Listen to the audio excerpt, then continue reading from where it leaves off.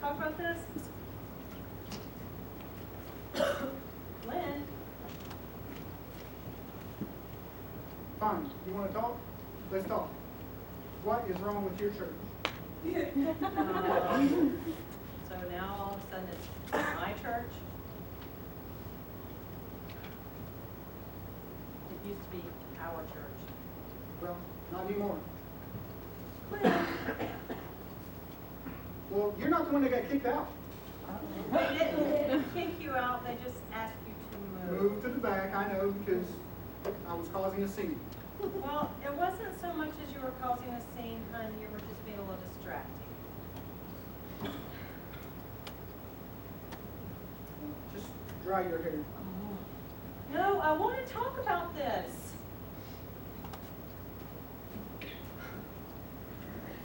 There's a lot to talk about. I don't get it.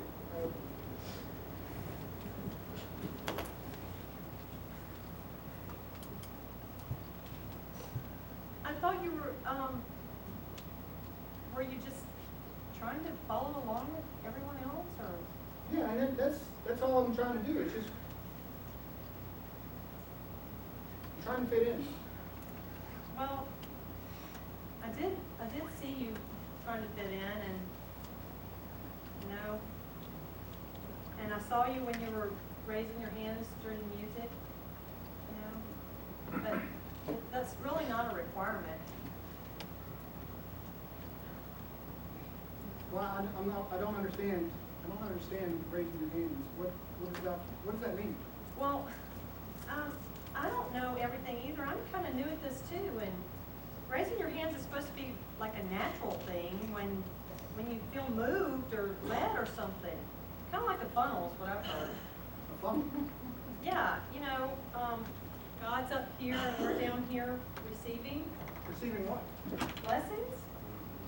Well, you just think that they'd be a little bit more patient with me until I get in a groove with them. In the church I grew up in, we had books. Hymnals. What? They're called hymnals. Oh, well, anyway, it's, I just looked around and trying to see what was going on and trying to, so I can fit in. Honey, you were staring.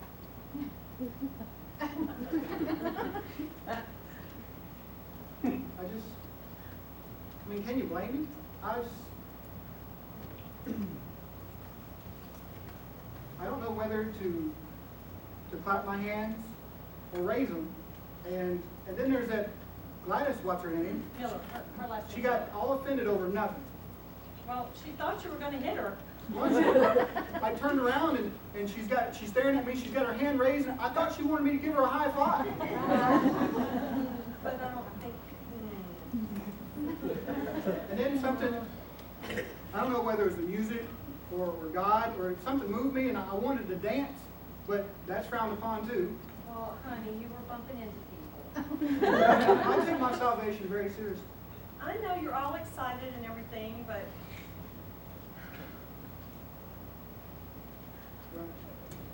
And then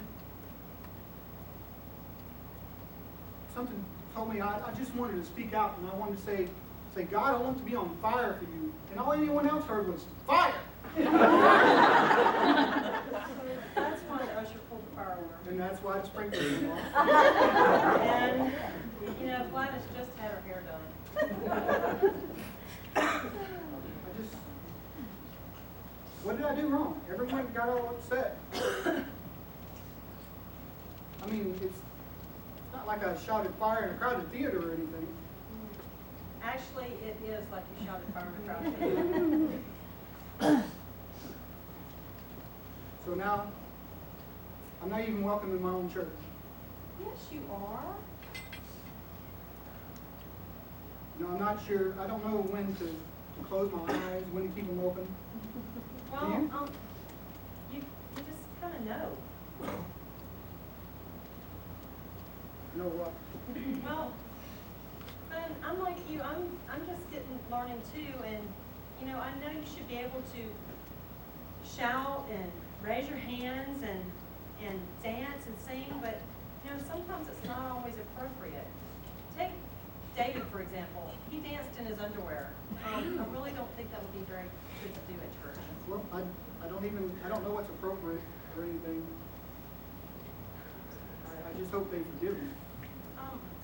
For being yourself, I think the people at my church can handle that. Do you think people at my church could do it?